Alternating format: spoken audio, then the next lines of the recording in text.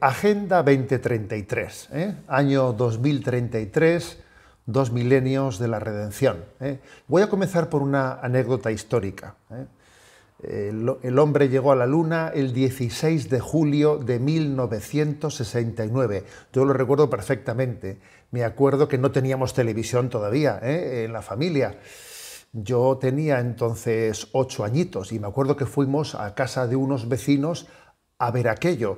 Y claro, había una expectación increíble sobre ese momento en la vida de la humanidad, ¿no? Ese paso en la vida de la humanidad.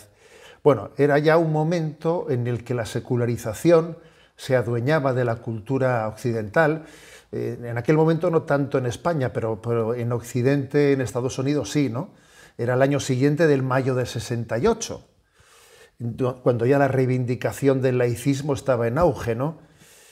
Bueno, pues el virus de la secularización había hecho mella y había un debate en la sociedad norteamericana sobre qué mensaje había que dejar escrito en la Luna. Había que dejar escrito algún mensaje. Claro, los norteamericanos religiosos proponían dejar una placa conmemorativa, ¿no? Pues del estilo de "En nombre del Dios creador de cielos y tierra", bueno, invocando al Creador.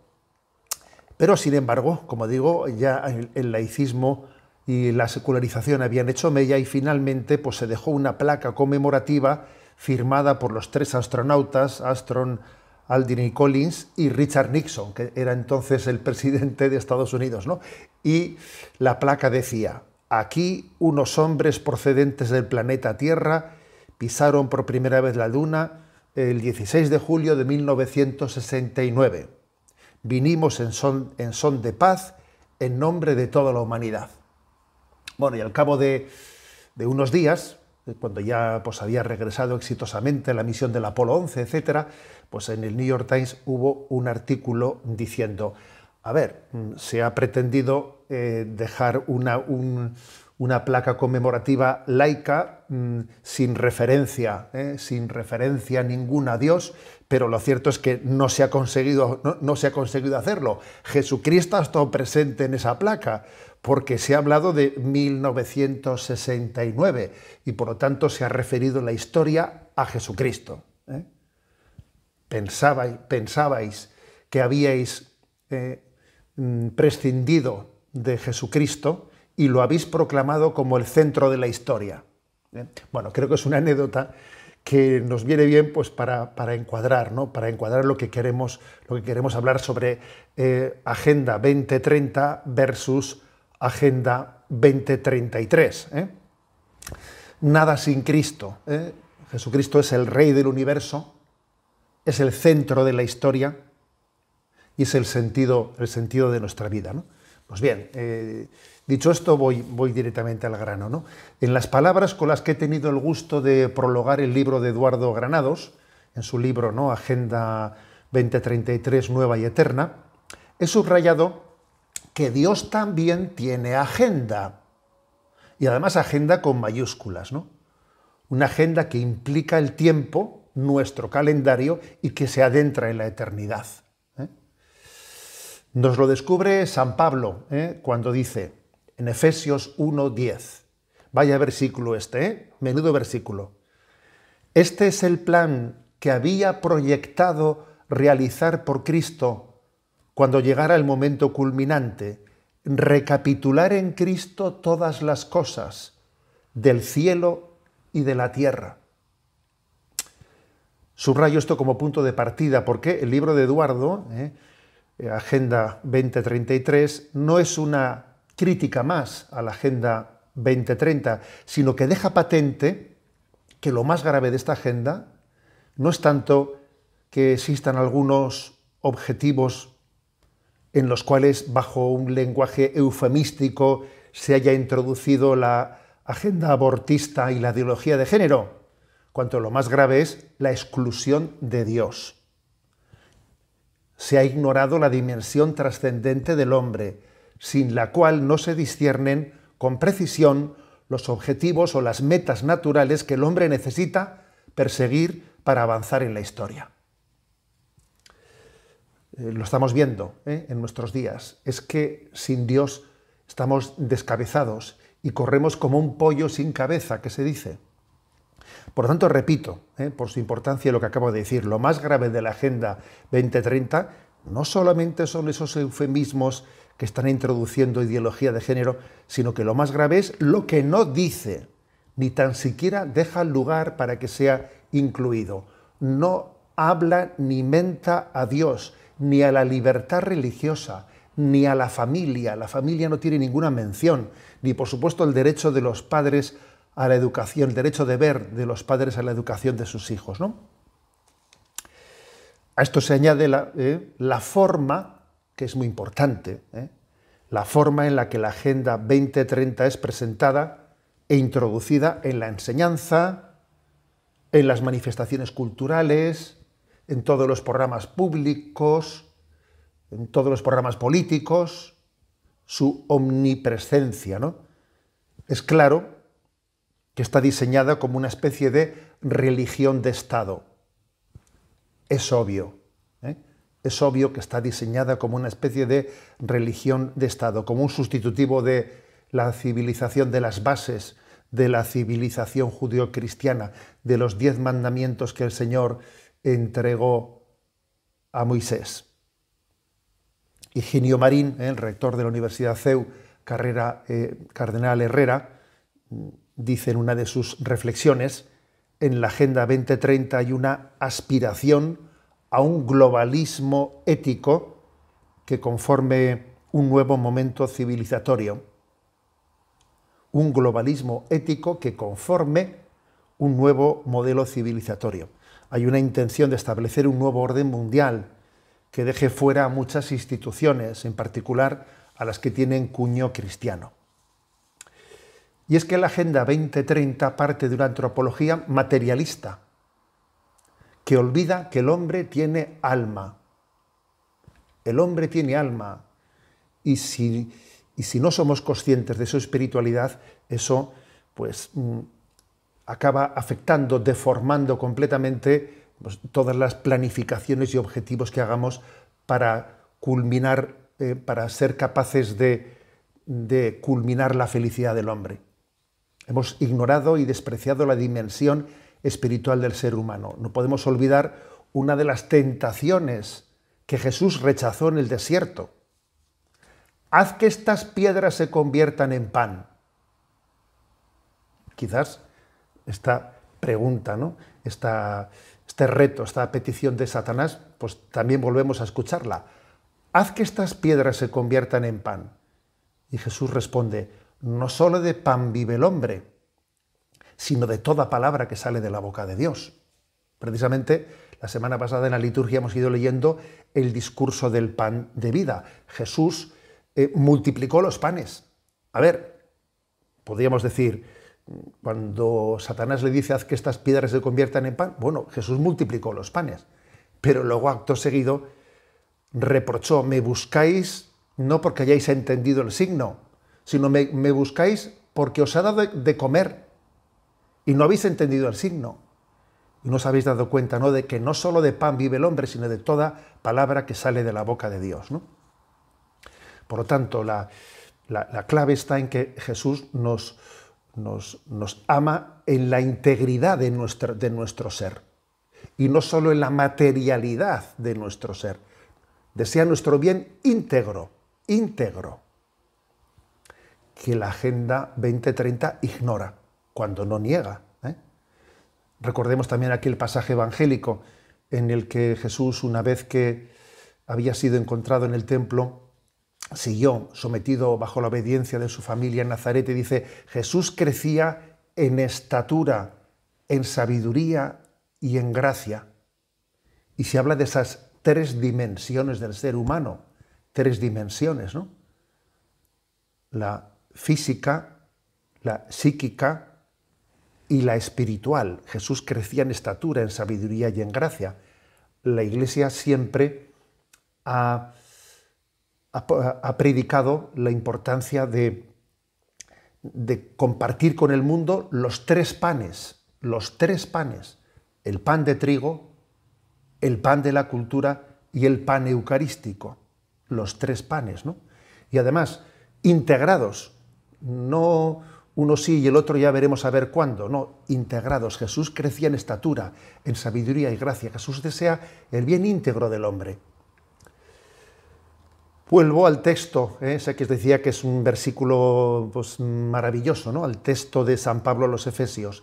Este es el plan que había proyectado realizar por Cristo cuando llegara el momento culminante, recapitular en Cristo todas las cosas del cielo y de la tierra.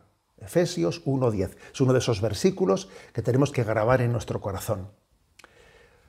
Alguno podría equivocadamente pensar que eso de recapitularlo todo en Cristo, bueno, pues eso que lo haga quien quiera, porque en el fondo es como una guinda que al final uno añade al pastel, ¿no? Uno puede, si quiere, pues comer un pastel con guinda o sin guinda. Los cristianos que le pongan una guinda al pastel y los demás que tomen un pastel sin guinda, ¿no? Y eso no es así, no es así. En realidad, recapitular todas las cosas en Cristo es percatarse cómo Jesucristo ha estado sosteniendo todo lo natural. No es que es una guinda sobrenatural que ponemos al final del pastel, no.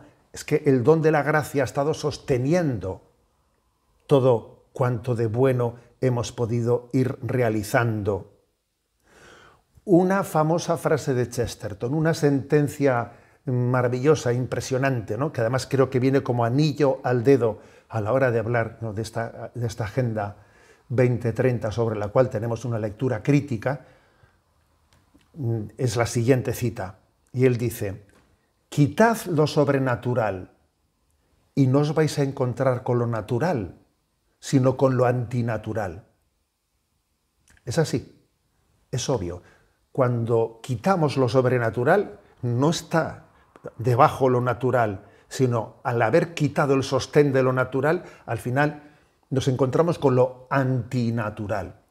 Bueno, pues me remito a los hechos. Negamos a Dios, quitamos a Jesucristo y de repente hablamos del derecho al suicidio. Hablamos del derecho al aborto, de autodeterminación de género. Es que si quitas lo natural, si quitas lo sobrenatural, no te encuentras con lo natural, sino con lo antinatural, ¿no?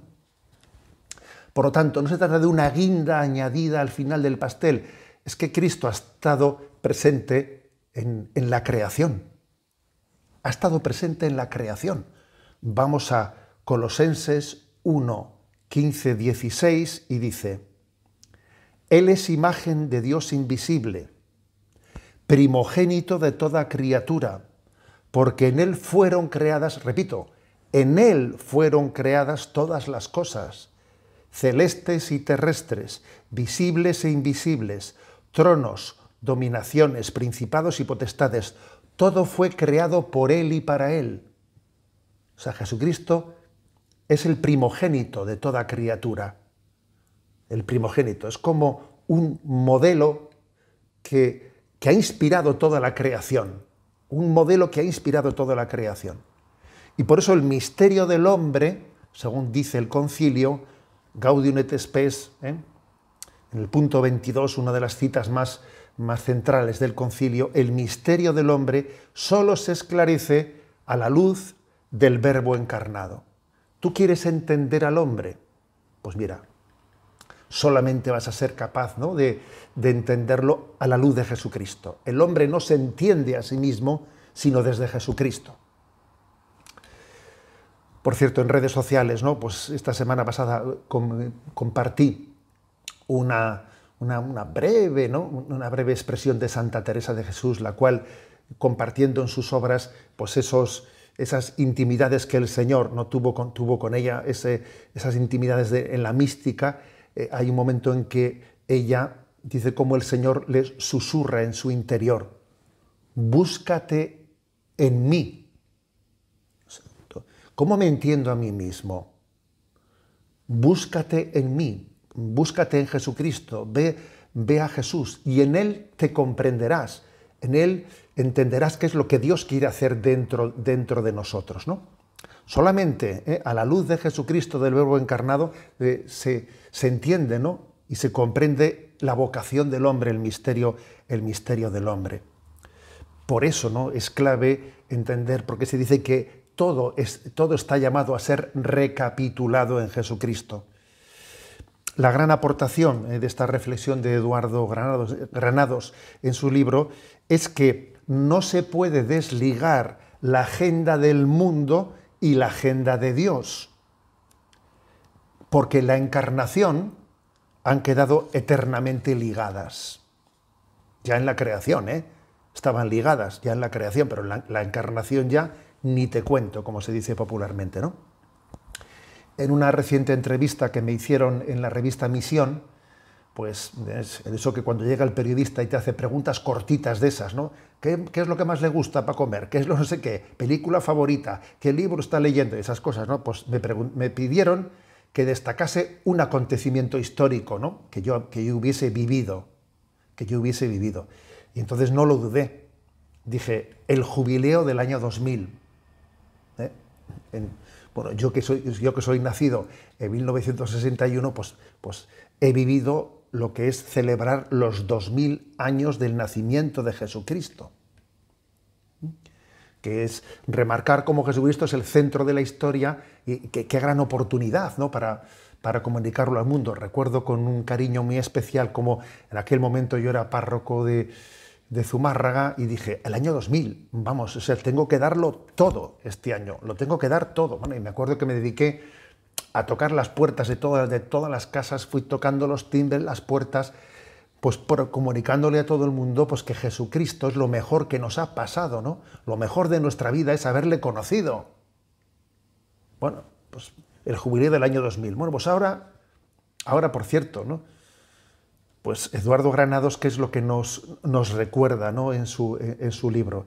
Pues que vamos camino del 2033 y que igual que en el 2000 celebramos los 2 milenios del nacimiento de Jesucristo, en el 2033 vamos a celebrar los 2 milenios de la redención, de la muerte y resurrección de Jesucristo, porque los dos acontecimientos claves son, bueno, si queréis, los 4 acontecimientos claves son la creación, la encarnación, la redención y luego nuestra entrada en el cielo. Vamos a ver.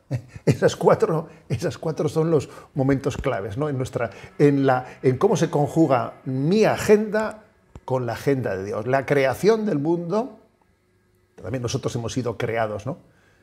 Hemos sido creados, pues de la nada Dios ha infundido un alma para nuestra creación. La creación, la encarnación de Dios en Nazaret, la redención en Jerusalén y luego el momento clave también que esperamos es nuestra entrada en la eternidad por la gracia de Cristo. Son los cuatro momentos fundamentales de nuestra vida. Bueno, pues creo que recordar que estamos, ¿no?, entre el segundo milenio de la celebración del nacimiento de Jesús y entre el segundo milenio de la redención, pues es una agenda maravillosa. El devenir de la historia avanza hacia una cristificación, aunque parezca lo contrario, aunque parezca que el mundo se le escapa a Dios de las manos. Todo avanza hacia una cristificación, a que el mundo sea renovado a imagen de Cristo. Estamos llamados a fundar todas las cosas en Cristo. Bueno, hay un texto maravilloso que no me resisto a leerlo entre vosotros, ¿no?, que es el de Efesios, capítulo primero, el himno de Efesios, capítulo primero, 3 al 10. Bendito sea Dios, Padre de nuestro Señor Jesucristo, que nos ha bendecido en la persona de Cristo con toda clase de bienes espirituales y celestiales. Él nos eligió en la persona de Cristo antes de crear el mundo, para que fuésemos santos e irreprochables ante Él por el amor. Él nos ha destinado en la persona de Cristo, por pura iniciativa suya, a ser sus hijos, para que la gloria de su gracia, que tan generosamente nos ha concedido en su querido Hijo, redunde en alabanza suya. Por este Hijo, por su sangre, hemos recibido la redención, el perdón de los pecados. El tesoro de su gracia, sabiduría y prudencia ha sido un derroche para con nosotros, dándonos a conocer el misterio de su voluntad. Este es el plan, repito, este es el plan que había proyectado realizar por Cristo cuando llegase el momento culminante, recapitular en Cristo todas las cosas del cielo y de la tierra. ¿Qué es esto de la recapitulación de todas las cosas en Cristo? El primero que captó y desarrolló de modo admirable este tema de la recapitulación fue San Irineo, obispo de León, en el siglo II. Se trata de confluir todo el ser en Cristo, entender que eres el centro del tiempo y del espacio. Cristo es el centro del universo y es el centro de la historia. Y esta recapitulación acontece progresivamente en la historia, superando los obstáculos y las resistencias del pecado y del maligno. Se le pone muchas zancadillas al avance del reino de Dios, pero ciertamente esas zancadillas no son capaces de impedir que el reino de Dios siga avanzando. Esta obra de la recapitulación llegará a su plenitud al concluir la historia, cuando, como recuerda San Pablo, Dios será todo en todos. Esto está en 1 Corintios 15, 28. Entonces Dios lo será todo en todos, cuando todo se recapitule. Entonces Cristo entregará a Dios Padre el reino, después de haber destruido todo principado, dominación, potestad, y el último enemigo en ser destruido será la muerte, porque ha sometido todas las cosas bajo sus pies, bajo los pies de su Hijo Jesucristo. Bien, esta es nuestra esperanza, señores. Esta es nuestra esperanza, que la agenda temporal está plenamente integrada en la agenda eterna, en la historia de la salvación. La historia civil y la historia sagrada, esa distinción que hacemos es una invención nuestra, o sea, no están separadas.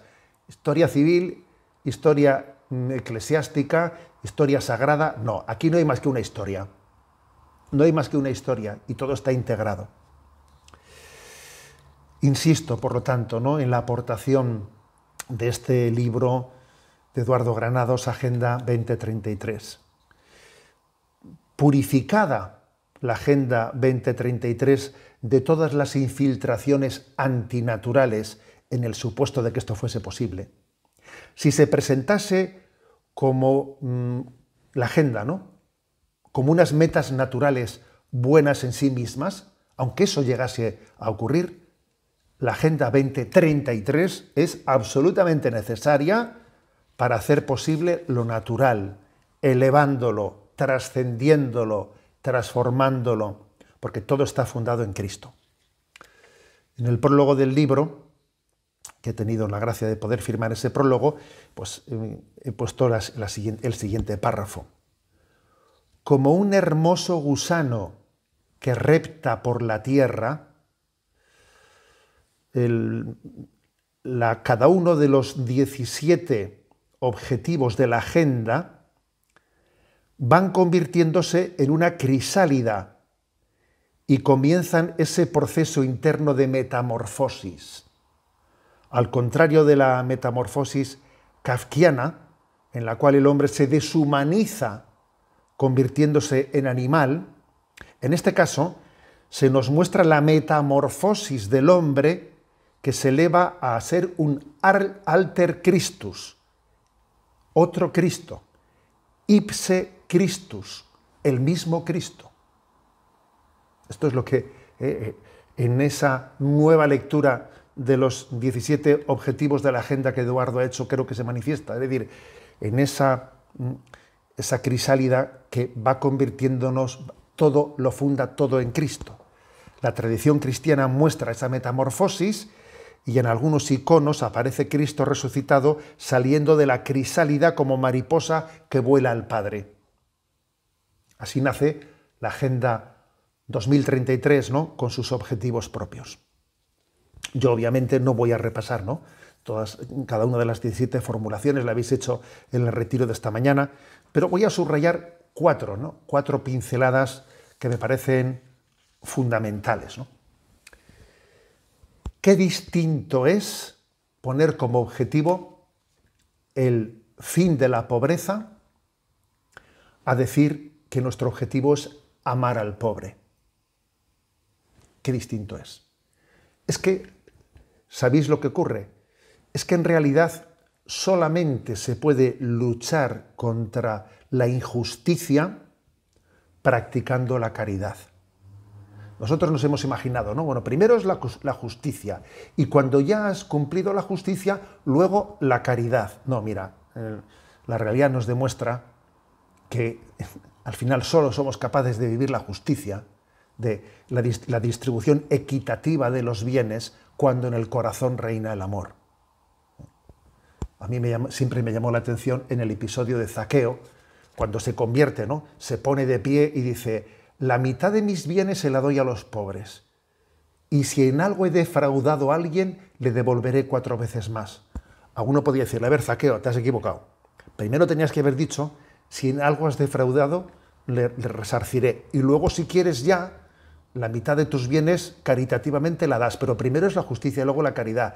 Mira, supuestamente es tu orden lógico, pero no es el orden existencial. Porque al final, si no amamos, no somos capaces de ser justos. Por eso es clave, ¿no?, lo que dice este libro, de que el objetivo de fin de la pobreza no es un objetivo real, sino amando al pobre. El amor es el único que es capaz de garantizar el cumplimiento de la justicia. También me parece, ¿no?, otra aportación clave en esta reflexión del libro, entender que el hambre cero, que en el fondo es pedir, ¿no?, pues, a ver, que estas piedras se conviertan en panes y que el milagro de la multiplicación de los panes pues sea pues la gallina de los huevos de oro. A ver, es que en realidad el hambre infinita, o sea, el subrayar que el hombre tiene un hambre de Dios, que el hombre tiene un hambre de trascendencia, que el hambre y la sed que tiene el hombre de plenitud no se sacia, no es capaz de saciarlo todos los bienes materiales del mundo. Tú a un ser humano le puedes saciar todas sus necesidades inmediatas y no es feliz. Y basta ver lo que ocurre, pues, por ejemplo, en España, ¿no?, que nunca hemos tenido un estado del bienestar tan consolidado, y aquí estamos nosotros, pues, siendo el país del mundo con índice de consumo de ansiolíticos mayor de todo el mundo. A ver cómo explicamos en esto. Pues porque hay un hambre de Dios, hay un hambre de infinito.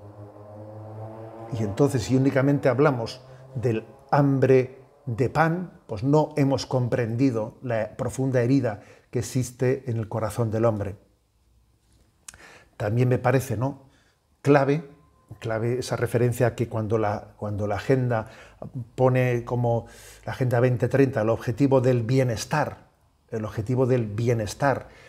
y del desarrollo económico, pensando que el bienestar está en el desarrollo económico. Pues mire usted, pues no es verdad, porque aquí tenemos las naciones más ricas, que se supone que tienen más bienestar, resulta que no son felices. ¿Por qué? Porque sin la sabiduría de la cruz no hemos entendido nada. Sin la sabiduría, sin abrazar la cruz, si el hombre no abraza la cruz, si no se adentra en ese misterio, no puede recibir el don de la felicidad.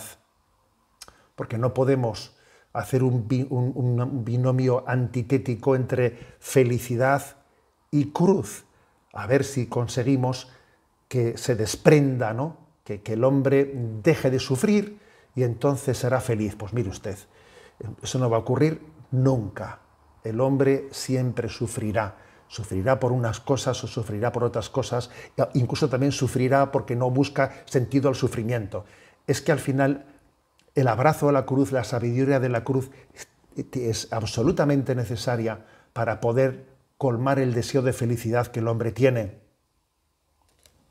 Y en cuarto lugar, la cuarta clave que me parece determinante, ¿no?, en esta cristificación, en este culminar todo en Cristo desde la Agenda 2033, matizando todo lo matizable, ¿no?, de la Agenda 2030, frente a esa propuesta de la igualdad de género, ¿no?, de la autodeterminación del hombre, ¿no?, porque lo que al hombre le planificaría sería la autodeterminación. Yo me autodetermino, yo me empodero, me autodetermino. Es un gran camelo poner ese valor como valor supremo.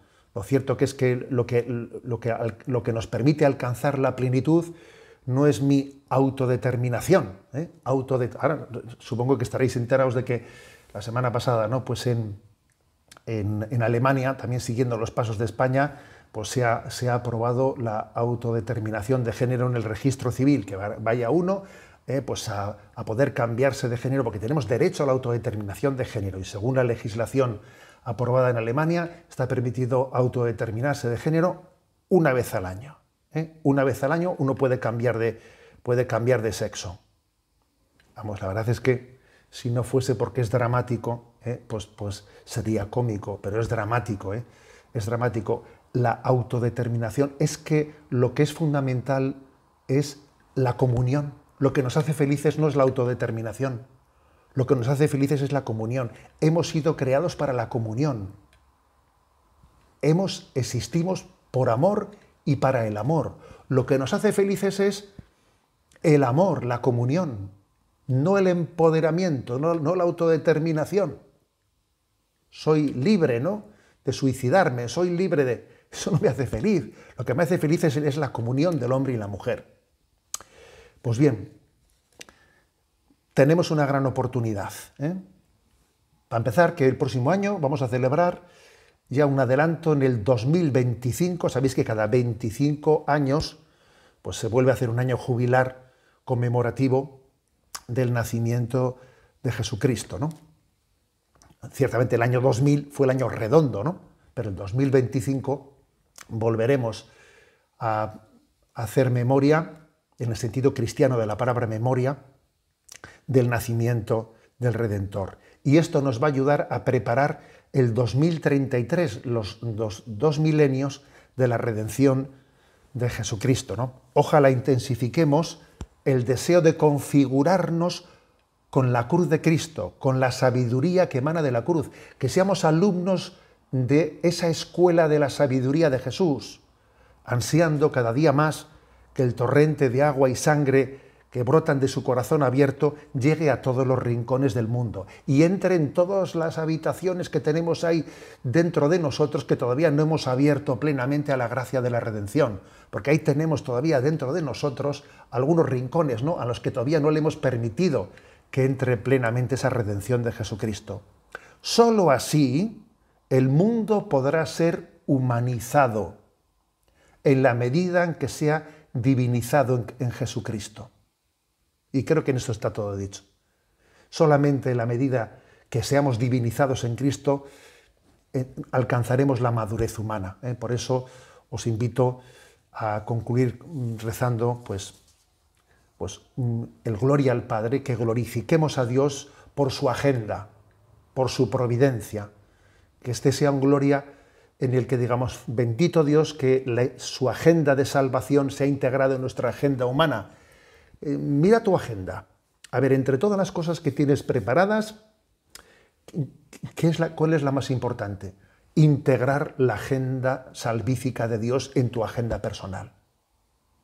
Glorifiquemos a Dios por su misericordia. Os invito a uniros conmigo para rezar. Gloria al Padre, al Hijo y al Espíritu Santo, como era en el principio, ahora y siempre, por los siglos de los siglos. Amén.